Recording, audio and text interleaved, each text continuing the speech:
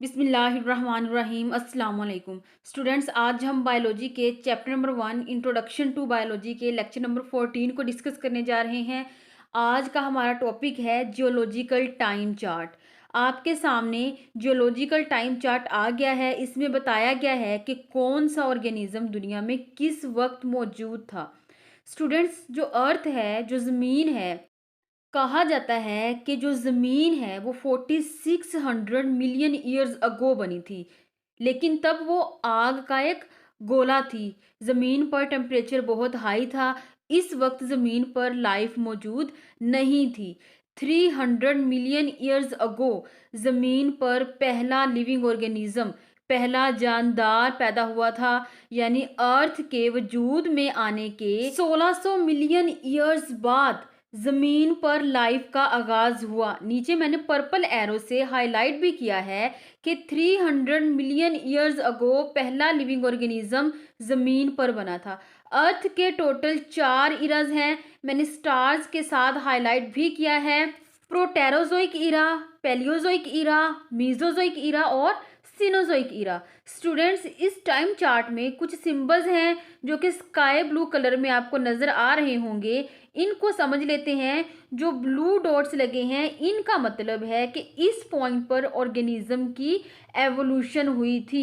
सबसे पहले इस ब्लू पॉइंट को देखें। ये ब्लू पॉइंट रिप्रेजेंट कर रहा है कि इस वक्त एंजियोस्पर्म यानी फ्लावरिंग प्लांट की एवोल्यूशन हुई थी और फिर आहिस्ता आहिस्ता इनकी तादाद बढ़ती गई और अब तक इनकी तादाद बढ़ ही रही है, क्योंकि ऊपर से ये सिंबल ब्रॉड है। अब दूसरा सिंबल देखें जिसमें जिम्नोस्पर्म लिखा हुआ है।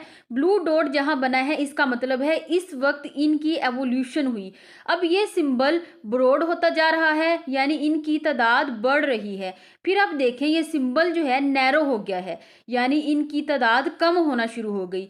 यानी जहां से सिंबल ब्रॉड है, जहां से सिंबल खुला है, चौड़ा है, वहाँ इनकी तादाद ज़्यादा है और जहाँ से सिंबल नैरो है वहाँ इनकी तादाद कम है।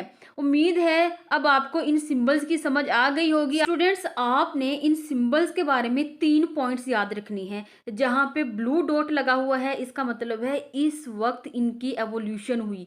जहाँ से सिंबल ब्रॉड है, इसका मतलब वहाँ इनकी तादाद ज़्यादा थी और जहाँ से सिंबल नैरो है, इसका मतलब वहाँ इनकी तादाद कम हो गई। स्टूडेंट्स, आप लोगों की बेहतर अंडरस्टैंडिंग के लिए एक और सिंबल देख लेते हैं। इनवर्टिब्रेट्स का सिंबल देखें।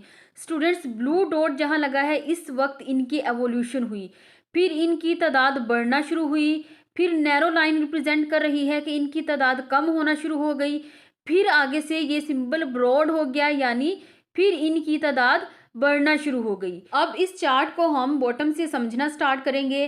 300 मिलियन ईयर्स अगो ज़मीन पर फर्स्ट लिविंग ऑर्गेनिज्म बना था। स्टूडेंट्स, 300 मिलियन ईयर्स अगो वाले पीरियड को हम कहते हैं प्रोटेरोजोइक इरा। अब प्रोटेरोजोइक इरा के सामने लिखा हुआ है एल्गी, फंजाई और नीचे लिखा हुआ है लिविंग ऑर्गेनिज्म। यानी इस इरा में एल्गी, फंजाई और कुछ माइक्रो ऑर्गेनिज्म मौजूद थे। अब इसमें से शॉर्ट क्वेश्चन या एमसीक्यूज क्या बन सकते हैं? प्रोटेरोजोइक इरा कब स्टार्ट हुआ? 300 मिलियन ईयर्स अगो। कब एंड हुआ? 200 मिलियन ईयर्स अगो। और इस इरा में कौन कौन से जानदार पाए गए? आप देख सकते हैं एल्गी, फंजाई और माइक्रो ऑर्गेनिज्म। नेक्स्ट है हमारे पास पैलियोजोइक इरा। स्टूडेंट्स, पैलियोजोइक इरा को 6 सब इराज में डिवाइड किया गया है। Permian, Carboniferous, Devonian, Silurian, Ordovician and Cambrian. अब प्रोटेरोजोइक इरा को सबसे ज्यादा सब इराज में डिवाइड किया गया है। एक ये बात आपने याद रखनी है और इन सब इराज के नाम भी याद रखनी है, ये भी क्वेश्चन पूछा जा सकता है। अब इस इरा में सबसे ज्यादा ऑर्गेनिज्म इवॉल्व हुए। अब ऑर्डोविशियन और कैम्ब्रियन सब इराज के दरमियान में फिश की एज लिखी हुई है। इसका मतलब है कि जब रॉक की डिगिंग की गई, यानी रॉक की खुदाई की गई, तो कैम्ब्रियन के पीरियड में फिश का फॉसिल नहीं मिला और फिश का फॉसिल ऑर्डोविशियन इरा से पहले मिला। तो फिश की एज ऑर्डोविशियन और कैम्ब्रियन पीरियड के दरमियान में बनती है। इसी तरह स्टूडेंट्स ऑर्डोविशियन के सामने इंसेक्ट लिखा हुआ है, यानी इंसेक्ट्स जो हैं वो ऑर्डोविशियन इरा में इवॉल्व हुए। इसी तरह डिवोनियन के सामने लिखा है फॉन्स और एम्फीबियन। तो फॉन्स और एम्फीबियन डिवोनियन पीरियड के दरमियान में इवॉल्व हुए। इसी तरह कार्बोनिफिरस के सामने लिखा हुआ है रिप्टाइल्स, यानी कार्बोनिफिरस सब इरा में रिप्टाइल्स डिस्कवर हुए। इसी तरह पर्मियन पीरियड के सामने लिखा हुआ है जिम्नोस्पर्म और मैमल्स। इसका मतलब ये है कि इस इरा में ये दोनों ऑर्गेनिज्म इवॉल्व हुए। नेक्स्ट है आपके पास मीजोजोइक इरा। मीजोजोइक इरा को 3 सब इराज में डिवाइड किया गया है, क्रीटेशियस, जुरासिक एंड ट्रायसिक। इसी तरह आप इनके सामने देख लेना, जो जो ऑर्गेनिज्म इन सब इराज के सामने लिखे हुए हैं वो इन सब इराज में इवॉल्व हुए हैं। जैसे ट्रायसिक के सामने लिखा हुआ है एंजियोस्पर्म, तो एंजियोस्पर्म प्लांट्स ट्रायसिक सब इरा के पीरियड में इवॉल्व हुए। इसी तरह जुरासिक सब इरा के सामने लिखा हुआ है बर्ड्स, तो ये इस इरा में इवॉल्व हुए। अब यहाँ से बच्चे बहुत से शॉर्ट क्वेश्चंस और एमसीक्यूज बन सकते हैं, जैसे मीजोजोइक इरा को कितने और किन सब इराज में डिवाइड किया गया है।